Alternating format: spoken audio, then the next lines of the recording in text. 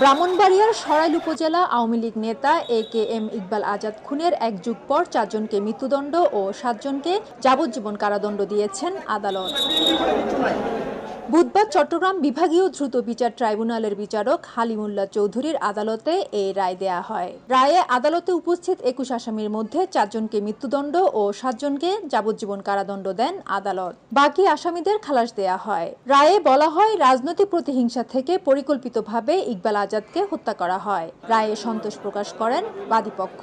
এই আসামিরা সে 2012 সালের মামলাটাকে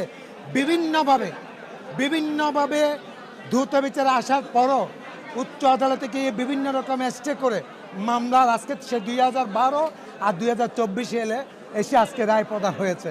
রায় ঘোষণার পরপর আদালত চত্বরে তীব্র ক্ষোভ প্রকাশ করেন আসামির স্বজনরা। পরে পুলিশের কড়া পাহারায় আসামিদের বের করা হয় আদালত